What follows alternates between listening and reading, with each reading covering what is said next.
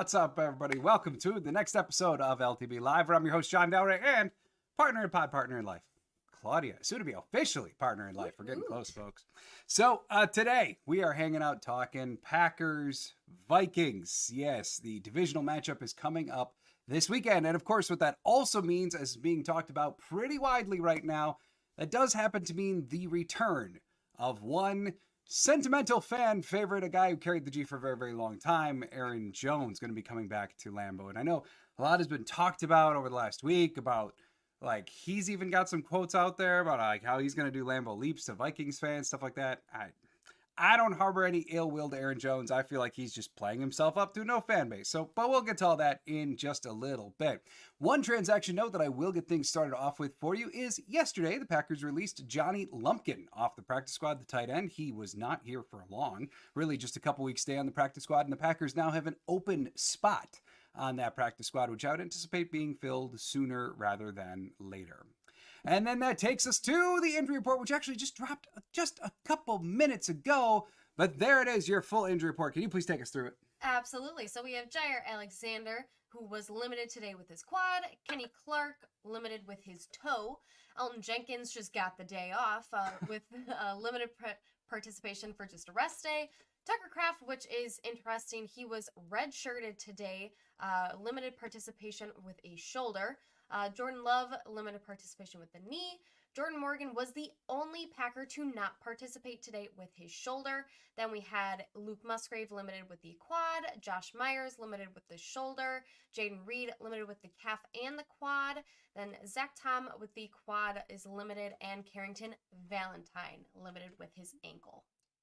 Yeah, it's not the shortest list in the world, right? We're getting to that point, like we're getting into week 4, and the Packers have always been notorious for putting any little bumper bruise on that list. And yeah, even LaFleur commented today as to like whether he's worried about a lot of these limited guys. In his press conference, he basically said, not if they can play, which is not at all helpful in this regard. Thanks, Matt.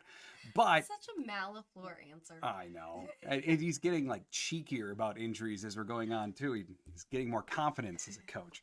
But so, I mean, anyway, like looking over that list, like you see multiple quadricep injuries, Jair, Luke Musgrave, Jaden Reed.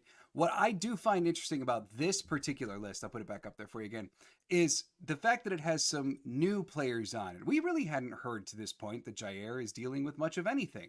Same kind of with Musgrave. Now, Jaden Reed, we knew about a little bit, but like it's like these guys come in on Tuesday and then they find the new nicks and bruises and then they wind up on this list on Wednesday. The really, really good thing, and what you got to believe, is that for the vast majority of these guys, getting that limited tag means that they're probably on the trajectory to play on Sunday. Quarterbacks, they're obviously different, right? But for the majority of these guys, that generally is an indication that they're on the way. Like you mentioned, I do think it's different. It's notable. You don't see it very often for position players, but Tucker Kraft actually got the red no contact jersey today going through practice. Does it mean a whole lot?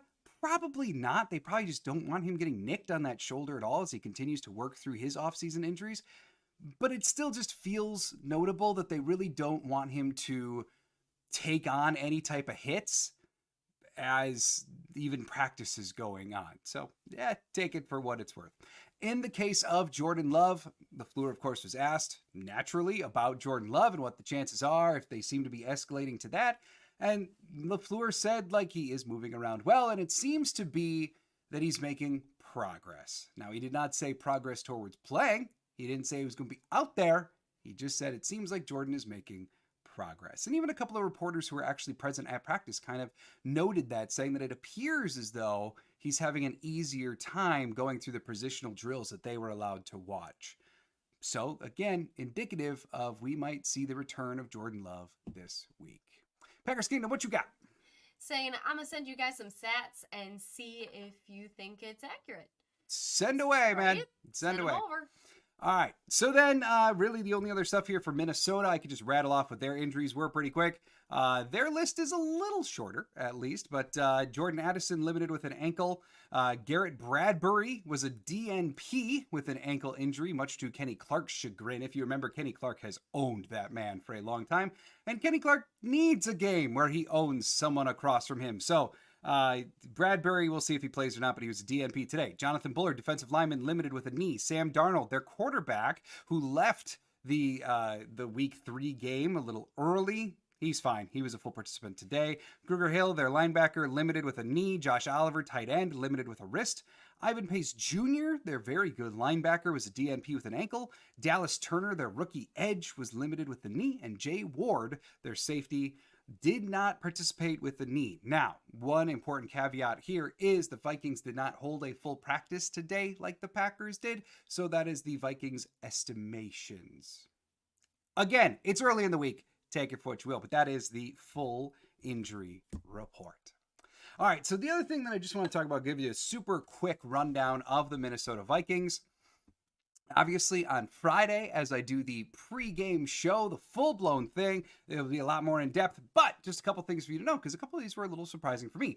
Through 3 weeks, the Minnesota Vikings and their very frantic, chaotic Brian Flores defense ranks second in rushing yards per game allowed. They are superior to the Tennessee Titans in that regard. Also, though, for pass defense, this is where they do give up some yards. They're 26th in pass defense thus far. In terms of offensively, I know they've kind of had these explosions being able to put up points. Part of that, though, is because of the field position that their defense has afforded them. When it comes to yards per game for the Vikings, they're 13th in run offense, obviously fueled by Aaron Jones, 16th in passing offense. Other notables, they're giving up 3 sacks a game while getting 5.3 sacks a game. Still, though, that giving up 3 sacks a game, it is one of the worst marks in the NFL. Even if you go by PFF grades, they are one of the worst pass blocking units in the NFL. LaFleur today in his press conference said that the Minnesota Viking line is doing a good job, but none of the numbers show that, really. Well, it seems to be like the weakness of the entirety of the Minnesota Viking offense right now happens to be that line and allowing Darnold to get under pressure. Matt LaFleur's just like, you're doing great. Just keep doing what you're doing. Yeah. No need to make any changes. I'm just going to exploit the heck out of this on Sunday. Right. But you're doing great. Yeah, exactly. Exactly. Subterfuge from LaFleur. Right? And then in terms of turnover differential, the Green Bay Packers are number 1 in the NFL when it comes to turnover differential. But the Minnesota Vikings, they're also pretty freaking good at it. They are 6th in the NFL, garnering a positive 0.7 turnover per game. So there you go. That is the Minnesota Vikings. If you are looking for one piece of content recommendation, I just got a chance to skim it. I didn't get to read the whole thing, but it is really well done. Aaron Jones put out an article on the Player Tribune, that site that players can craft their own content on. He put out an article about what it's like coming to Green Bay, and it had some details in there about his time in Green Bay, how much it meant to him, how much it meant to him that LaFleur and Gutekunst actually attended his father's funeral, which he was not expecting. A very pull at the heartstrings type article. And I have no doubt for Aaron Jones, this is a very emotional return for him. He was very much ingrained in the Green Bay community. And I know, like I said at the top, look, he's done the skull chant. He wears a purple sombrero now. That's just Jones. Did you ever expect that Jones wouldn't go somewhere and buy into the culture? No, of course not. That's the way Aaron Jones is. It's part of the reason he was so right. He's good a locker in Green room Bay. man. I mean, you can't send him somewhere and he's just going to play the game and go home and just be good with that. No. He has to become part of that community. Yeah, and I don't think anything he's ever said that in a positive Viking light has been also in a negative Green Bay light. He's not going out there and trashing Green Bay. He's just saying that he's enjoying his time in Minnesota now. And that's exactly what I would expect from Aaron Jones, just who he is. So, I mean, ultimately, I think LaFleur said it best in the presser today. Basically, you could love the man. On Sunday, we're going to put that on pause for 3 weeks. Yeah. We're going to wish him no success. And then after the game, you can tell him you love him like a brother and just continue on from there. And I got to say, I hope, I don't think this is going to happen, but I've seen some murmurs online. I personally just hope that when Jones shows up to Lambeau on Sunday, he is warmed welcomed warmly, and gets the accolades he deserves. So, yeah, so if you're looking for that, if you haven't read that article yet, like I said, I even just got a chance to skim it. I know it dropped this morning. Go check it out. Give you a good gauge on this game. Let's see. IROC, what's up? Oh, that was to you. He's saying LaFleur. IROC saying about Aaron Jones, he still carries the G. Absolutely. Yeah, he does. And, like, that's a guy who did so much charitable good. A guy who just, like, was so much the Green Bay culture. I will never forget. I wish I had it saved here in the software, but I'll never forget that clip. I think it was Dontavian Wicks early on last year when the offense was really struggling, and he's walking and he's essentially pouting, right? And then Jones takes his helmet, lifts it up, and looks him dead in the eye. That was so important last year to have a guy like Aaron Jones. You could make the argument that, like, now they're not such babies. They don't need that guy around. Aaron Jones is just going to go do it somewhere else now. Steven, what's up? Saying number 33 letter was truly touching. Yeah, I'm eager to go back and reread it. But like I said, I would encourage everyone out there to go check it out. It's obvious it was written with a very heavy mind, he's going to be very mindful about what this game means. And just like the Packers, he's going to have to turn off certain emotions to just go out there and play. Even I saw Kenny Clark gave a quote yesterday about, like, what's it like to go against, and Kenny's just like, yeah, I mean, it's going to be weird. Like, we were best friends with him for 7 years, and now I got to go hit him. And it's just part of the job. I rock. Saying, but we got to put a break on him this Sunday. Absolutely. Yeah. I mean, it really is Sunday's business, man. You can't, right? Like, the feelings, the love is still there, but on Sunday, yeah, it's all business. Yeah, absolutely. Absolutely. And they all know that. Right, yeah. Brett! PFF for the L today. Okay. I wasn't going to touch on this very much, but now it's necessary. Okay, if you follow me on Twitter, you know that I actually just put out something about this. Here's the deal. I want to find their exact quote because this is bullcrap. So here's the deal. Okay, in week 1, maybe we all remember, Rashawn Gary was lined up against Lane Johnson. And there was one particular play later on in the game where everyone thought that a flag was going to be thrown, right? And so the offensive line stood up half-heartedly. Well, Rashawn Gary, he didn't care. He didn't care about anything. He bowled right around Lane Johnson. Johnson got a hand on him. Didn't really matter, though. Rashawn went right around him and then sacked Jalen Hurts. But if you pay attention to PFF, for the last 3 weeks, they have rolled out endless content about how the Eagles, and Lane Johnson specifically, like they say with Johnson, that he has not given up a sack this year. Which does not mesh at all, considering that Rashawn Gary got said sack against Lane Johnson. So I need to pull up exactly what they said. So get this. If you're on Twitter, you know sometimes it's kind of hard to get community notes, especially about football content. Like, they don't do community notes a lot. On PFF's thing, where they put out that Lane Johnson hasn't given a sack, they actually awarded a community note on it.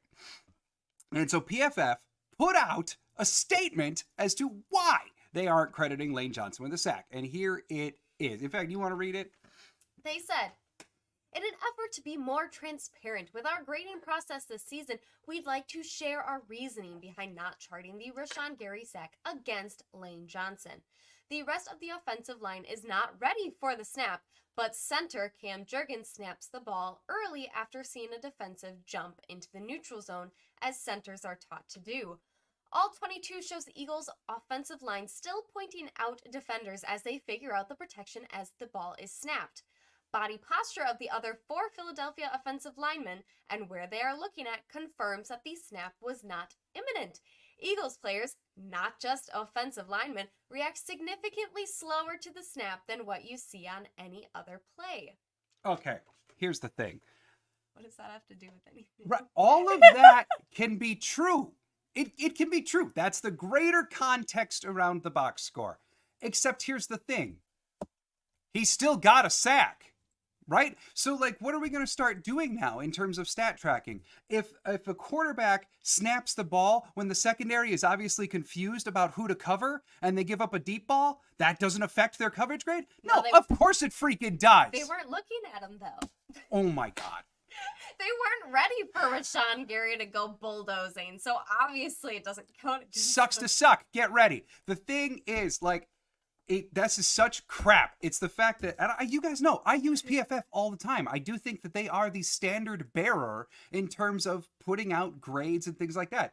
This is some grade A bullcrap, because they are just backpedaling now after having to double down on giving their golden child, Lane Johnson, no sex. Screw you guys. Give Rashawn Gary his flowers. Thanks for bringing that up, Brett. Big L says, hi, John. I can't wait for Jair Alexander versus Justin Jefferson Ooh, matchup. yeah. Jefferson has history of playing bad at Lambeau. That's true. Yeah. Last year, I think, was a big game. Jefferson had nothing. Well, right. So it was kind of a tale of two stories last year with Jefferson. There was the one game where Jefferson obliterated Green Bay, and Jair did not look great in that game, if I recall correctly. I know, I think there are even highlights of Jefferson getting the over on Jair. And then the other game, which is a game where you look at, which is much more where Jair was allowed to shadow Jefferson, a lot more man coverage, and Jair absolutely shut him down. Yes. Now, with a Sam Darnold-led offense and Jordan Addison continuing to be limited, that matchup kind of even takes more of a center because Minnesota's going to have to get the ball to their number one receiver. And if Jair could play like he did last week, that should be all right. Patrice saying number 33 is a great player, but the Packers will come out with a W I like it. no matter what. I and like as always, go Pack That's Go. the attitude. Brett asking, so did PFF grade the center for the snack then? No. Sack. No, they didn't. They gave Rashawn Gary credit for a sack, but didn't give anyone credit for giving it up. It makes no damn sense. Iraq says, go Pack Go. Go back, go Iraq. What's up, Peter? Hi, Peter. Bonjour. Hello, Cody and John. Hope you are doing fine. Emmanuel Wilson is a true, reliable running back, too. What about Marshawn Lloyd whenever he is healthy? Yeah, glad you mentioned Emmanuel Wilson. Matt LaFleur did in his press conference today, too, when asked. LaFleur talked about how Emmanuel Wilson has become downright trustworthy in pass protection, which, as you recall, last year was like one of the great knocks on Wilson was that he could run. He didn't know how to do anything else. Now, LaFleur is sounding more and more like a coach who is just outright confident in his number two running back to handle whatever they throw at him. So certainly a good development there. As for Marshawn Lloyd, like you're asking, Peter,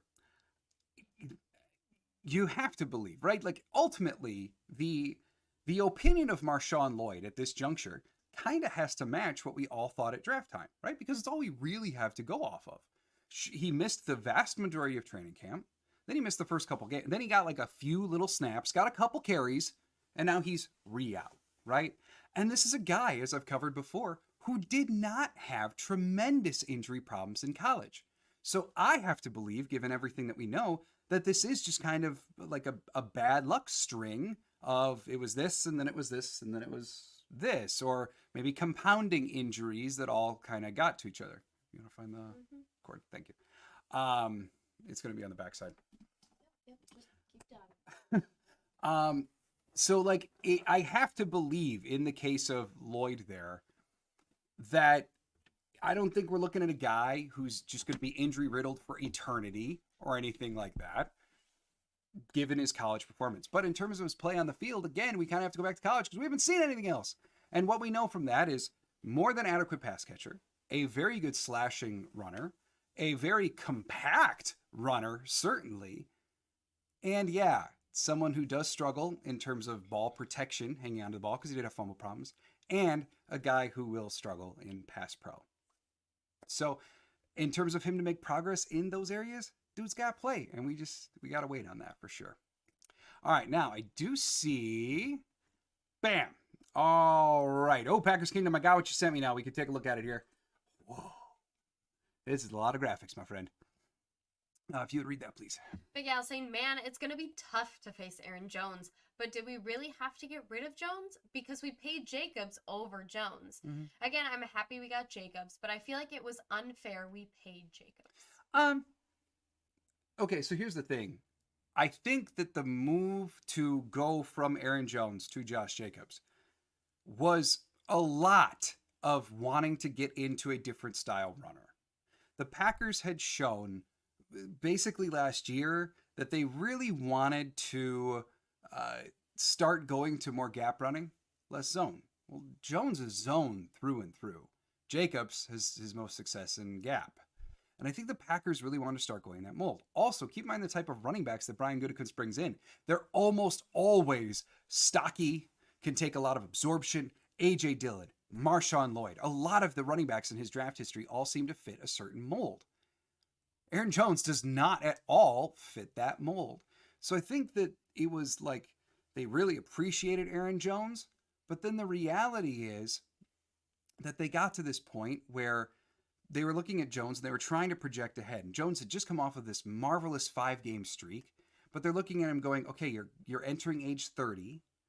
You're not the most durable running back in the world. We love you, but you're not the perfect fit for our team anymore. That guy is. And we're going to go that way. And the talks falling apart between Jones and the Packers really gave them the perfect opportunity to divert resources and go address it with Jacobs. To your point, though, I would say that there was potential to not draft Marshawn Lloyd and have Aaron Jones and Josh Jacobs on the roster together. They technically could have afforded it because the contract that Aaron Jones took with Minnesota is basically what the final offer from Green Bay was. It's like it's believed to be within $1 million. So they could, in theory, have had both. And then, holy crap, what kind of running game would the Packers have? But ultimately not what they decided to do. So I'm sympathetic to how it all went down, but I do very much understand the Packers trying to get into a running back who is going to fit the future of their running game and someone that they thought hadn't yet reached a ceiling. Someone that they could elevate over the course of a new contract, not someone that they were going to fear falling apart over the life of the contract. We got Don saying when Jordan Love returns, they need to get Malik Willis some plays like in the Wildcat to mix things up. It's possible. It is possible. I saw Aaron Nagler talk about this on some clip that was floating around Twitter. He said, just watch. This is going to be just like when everyone was clamoring for Keyshawn Nixon to get snaps on offense. And then, holy crap, they practiced it. And then they did it once. And then they never went back to it again. Right? It does kind of have that feel of like everyone's going to clamor for this. And then they're just not going to do it. I really won't be surprised either way. I don't know. If they do it, great. It's going to be a ton of fun. If they don't do it, I won't be shocked because they're not going to not have Jordan Love run the offense, right? So if they're going to do something with Malik Willis in like a Wildcat setting, Jordan Love and Malik are going to be on the field together. And then they'll cause their deceptions that way. Peter. We got Peter saying, my way too early guess for our draft 2025 round 1 pick. Way too early.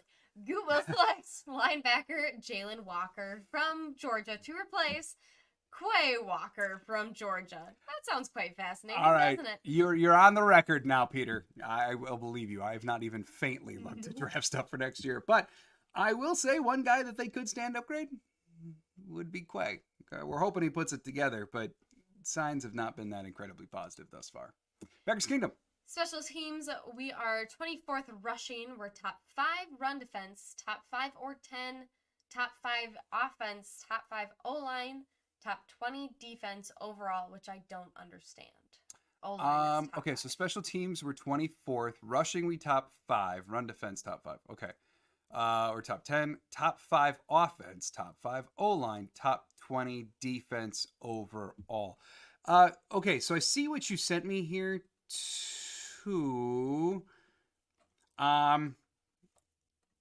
It looks as though, so there's kickoff averages and there's yards. There's the turnover differentials. Okay. That's yards to top total defense. I don't know. I'm going to need a couple minutes to look through all this. So let me look through all this and I will send you a DM back to see if I can explain. But I'm going to need a minute. Let's just keep going here.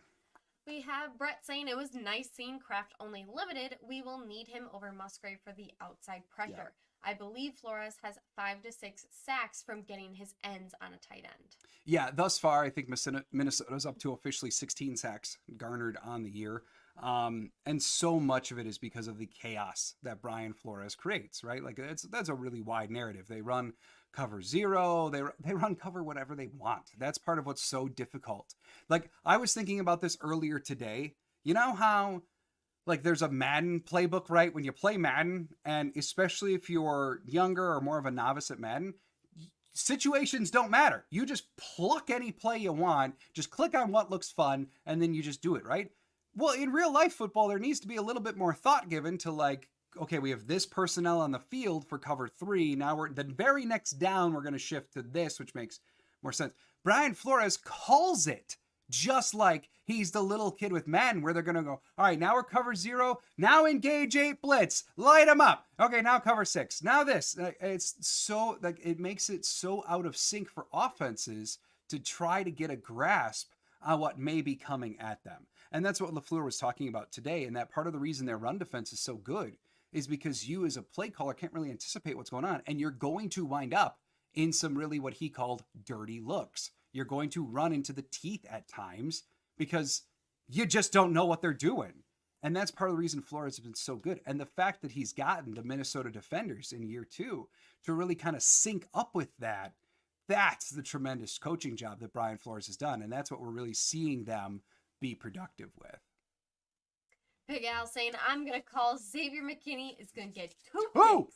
2 picks. Bring him up to 5 in 4 games. I'm down. The Defensive Player of the Year campaign is in full swing, Big Al. Just keep like increasing his picks exponentially. Fine. All right. Deal. Like, week 18, he's getting like 24 picks. Obviously. Good. Kevin Kibbles, I'm late. YouTube, stop doing this to me. Anyway, I, for one, am excited for Coach of the Year Bowl. It kind of feels that way, doesn't it?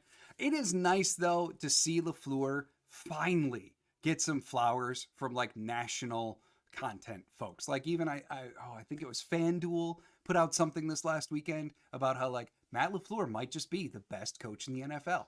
And then a whole bunch of Green Bay people were like, we know. Yeah, I don't know about best, but like he's certainly up there, and it's time you talk about him like he's up there. And so it's really been cool that like the last couple of weeks have turned that in. I mean, I forget the exact number that they've got, but the reality is the Green Bay Packers lead the NFL in plays over 15 yards. And they've had Jordan Love for all of 1 game. It's a tremendous stat. Packers Kingdom saying Quay is going nowhere. This staff loves Quay, and we can draft Jalen Walker as a linebacker, can play edge, and my info is all over the place. Just go to ESPN Stats and see for yourself. Yeah, I'm trying to look at the graphics here, Packer Kingdom. All right. So yeah, they do seem to really like Quay. They do, but like eventually something's gotta give. Now, that can be Quay improving. That can be Quay doing better than we all know about. But the thing is, like, it's pretty easy to see the deficiencies when it comes to Quay.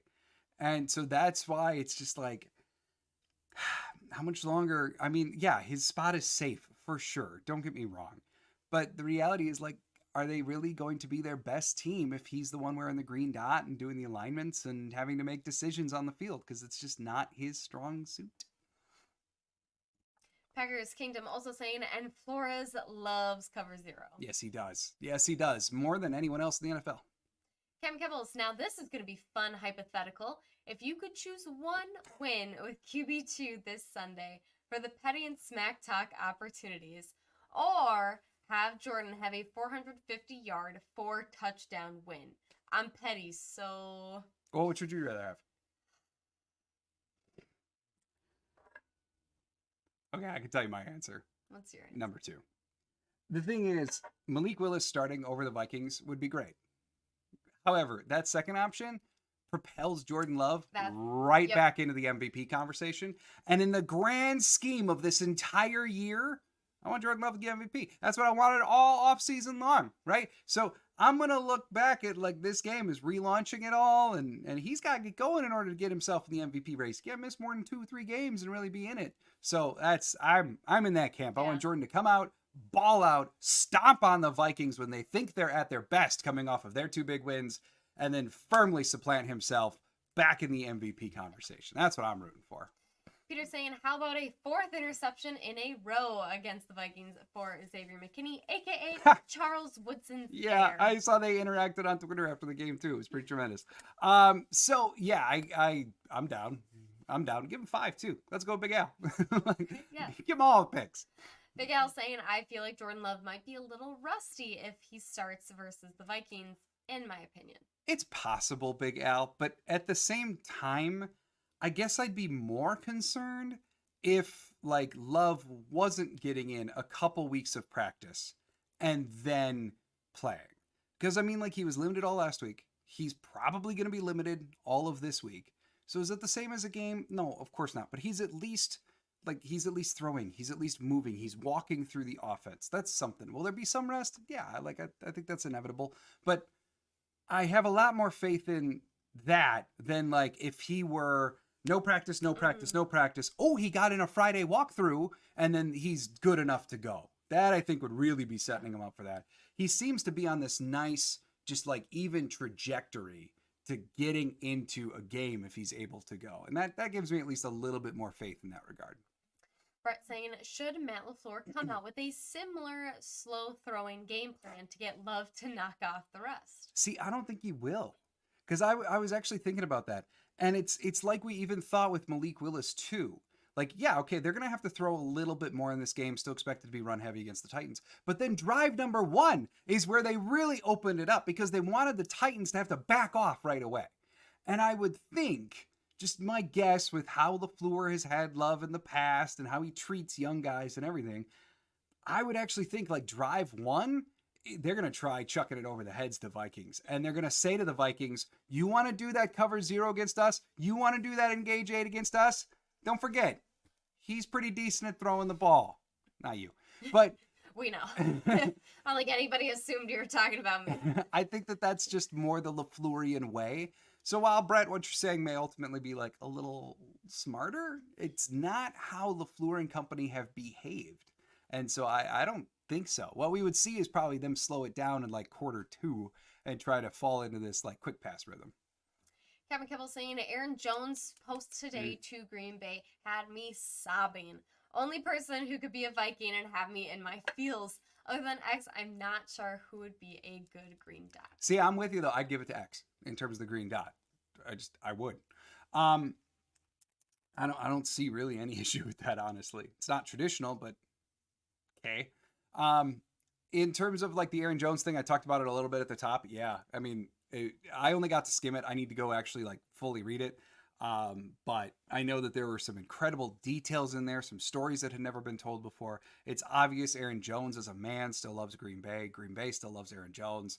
So this will be a very sentimental homecoming no matter what. And you saying like he's one of the only guys that could go to the Vikings and have us still in our feels? Yeah, actually, probably. I mean, like, because I think a lot of others would just incite rage. Yes. You know, but nah, Aaron's always going to have a soft spot. Steven saying that Jones is going to be a headache. Yes, he is. Yeah. Yes, he is. He's going to run well. Right? We are going to feel the pain that everybody else did when we had Aaron Jones and when he can somehow squeak his way through a clump of people when he has no business. We're going to feel that. And he was always at his best going to Dallas, going back home. Mm-hmm. How's it going to be now that he's back in his second home? Yeah, so we'll see. Yeah. Packers Kingdom saying we need to keep pressuring and we need key on Jefferson and Jones. Sam can run. We don't need blown coverage. And Quay needs a big game all around, not just tackling. I need him running, support, and cover. Yeah. And then I think this is a follow-up to that. Needs to play like a monster. We don't need Vikings to drive on us first drive. We need to hit them in the mouth early on both sides. I very much agree with that, Packers Kingdom. Yes. And then one last one there. I need Quay to cover better and blitz. Don't have him thinking not his strong suit, but unleash the dogs out the cage. Yes, exactly. I'm with you because don't think that is you're his bad at it. That's his great downfall. Like that's it. When you see Quay have to make decisions is when things generally go bad. So stop putting him in a position where he's got to make all these decisions. I still believe, like, given what we've seen, now this could change. I'm not trying to write off a young player, but given what we've seen through the course of now 2+ years from Quay, the best job for him in the NFL might be a like a skinny twitch edge, like has become popularized in a lot of different defenses. It's hard in a 4-3, but like you've seen other teams take his body type and stick him on the edge, and then they're like this quick twitch edge. Quay would probably be great at that. And so it's one guy that he just hasn't developed enough in what they need him to be for what his job is. And like you hit, it all comes down to decision making for him. Kevin's saying it's not fun or sexy, but I really like Jeff is fully aware he has to play the run first in these games. Even with Levis, he said we cannot let him have easy first downs with his legs. Yeah, and I'm all on board with that plan, except I really hated that one Titans touchdown drive. That was so easy. It was so reminiscent of the Joe Barry defense of like, we're just going to throw it to the open dude who just ran a curl in the middle of the zones. And then, sure, there's 3 Packers there, but they're all 6 yards away. So dink and dunk, dink and dunk. And then they work their way right on down the field to a touchdown. It's just Darnold and Kevin O'Connell will make you pay for that kind of coverage with the way Darnold is playing right now. So that as long as stopping the run doesn't come with that as a consequence, then I'm totally on board. Big Al, more random Packers in my lifetime. Whitney Merciless, Tavon Austin, James Robinson, and Vince Young. Yeah. Muhammad Wilkerson. Add him to the list, right? Another big name that we thought we were getting who did not do a friggin' thing. Kevin Kibbles, I think this game is very back and forth, but a late second half in 2 tips is in our favor where they can never get back in it. I think they want X just being free in the way we want Quay to be. Yeah, I can get with that. Although X has really had a lot of, part of the reason he's got the picks that he does is because he's able to roam as that free center fielder. I've actually been a little surprised through 3 weeks. See, week 1, they actually kind of diversified where he was playing a little bit more. Like he did play a bunch of center field, but also did some slot, did some box, etc. Now, over the next 2 weeks, they still have had him do it, but not nearly to the extent that we saw in week 1. Like his percentage of snaps at these other places have actually gone down a little bit over the last couple of weeks. And I got to believe that's just because they like him zoning the back end of the defense, right? Because he's incredibly effective there, and he's probably better at that than Bullard or Williams as he's a rookie, etc. So, yeah, I mean, like you say, X just being free in the way we want Quay to be, that's kind of what he's doing now. Packers Kingdom, we need to attack the middle with Josh and Wilson, need to have a hell of a game and no turnovers and play like how we've been doing with run. Let's use Malik and give Eric Wilson more minutes. Also saying and Cooper, yeah, and put Evan Williams in there. Yeah, I'm all for the big nickel, especially against Minnesota. Again, this is a team that is going to want to run on you, and we know Aaron Jones so well. We know that he's so good at getting small, working the zone, finding a lane, right? Well, the big nickel can be advantageous in that way in order to get Evan Williams, who is a capable run defender. He also is a capable blitzer, given his college numbers. And Bullard in the nickel slot, like that can be a tool to helping to stop the run. So the Packers to this point, like you could argue Barkley in week 1, sure, although that game was a bit of an anomaly or whatever. Apparently sacks don't count in that game. But really over the last couple of weeks, they have not faced a runner truly like Aaron Jones. So I've been saying it for weeks. Give me the big nickel. I want to see it. Big Al saying, I know the trade deadline is a long ways away, but do you think the Packers might trade for big name players for a Super Bowl run? Well, they have the money to right now. We can say that. And Gutekunst has tried before.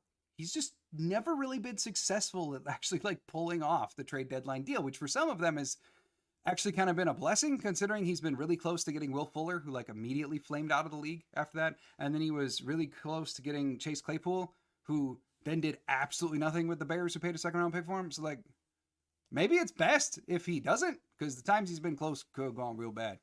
But he has tried before. And so I got to believe if the Packers look to be on the precipice, if there's a guy out there that they can get for a price that they like, who fills an area of need, and they have faith that that guy can come in not knowing the playbook and make plays down the stretch, I would be inclined to believe that Goot would try again. John saying Vikings pass blocking is not very good. I see a lot of sacks. Yes, John. I like your crystal ball. They are one of the worst pass blocking lines in the NFL. They are giving up 3 sacks a game. And even beyond that, like, you want to look at PFF grades, even though they're just making crap up. Like, it's true. The pressure rate from a lot of them is not great. Their left guard specifically, as well as their center, who did not practice today.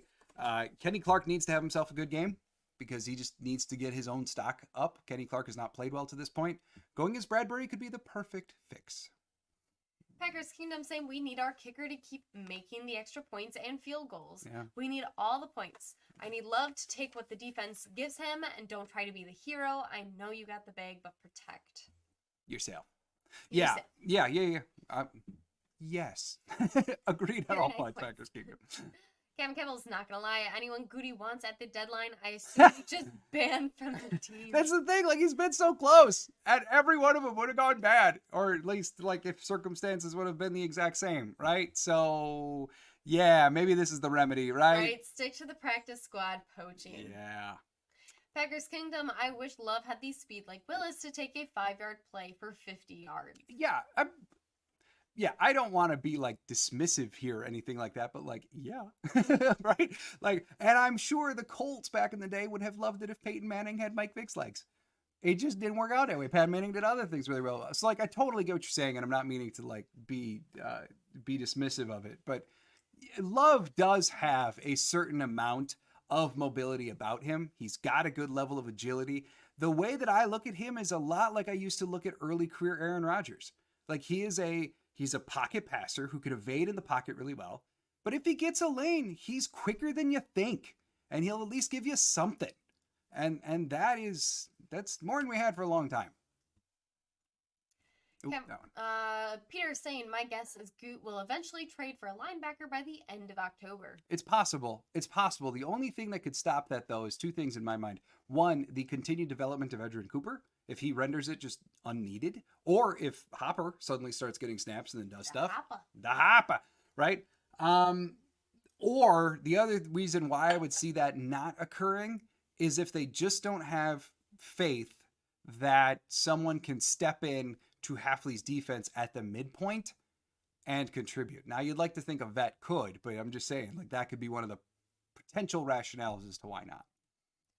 Packers Kingdom saying Kenny Clark makes stuff easier for others to get one-on-ones. So Kenny needs to keep doing that to draw the attention and let things play out.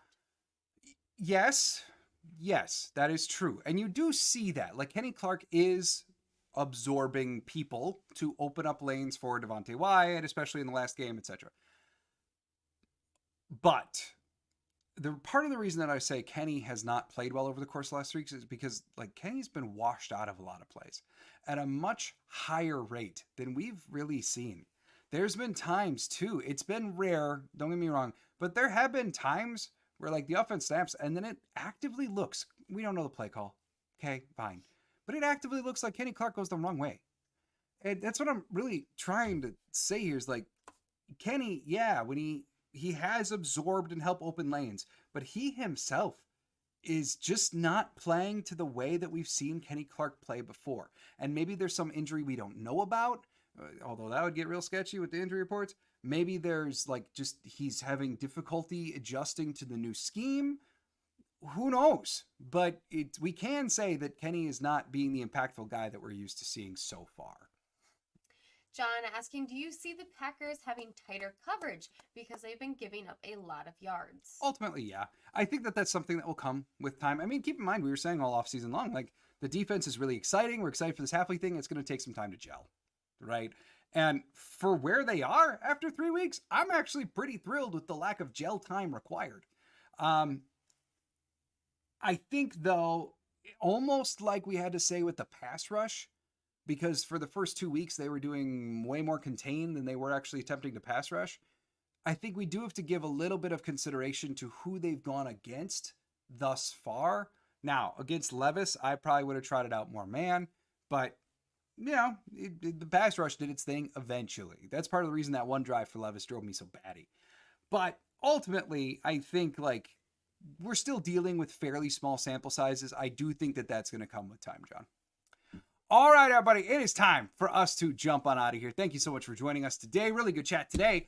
I'll be back on Friday previewing Packers versus Vikings. And then on Sunday, I just want you to keep in mind, no watch party, no content coming from me on Sunday. It is my chance to actually watch a game with my dad and my son. So, all right, everybody, we are out of here. Oh, it's Peter sneaking in before the buzzer. What you got, Peter? We need to talk about Lucas Van Ness, who looks more and more like the real deal we've been hoping for. The real Hercules. Hey, he made some nice plays. Now, Rashawn Gary set him up for the one, but then the other, like I loved him army crawling over Will Levis to get that fumble recovery.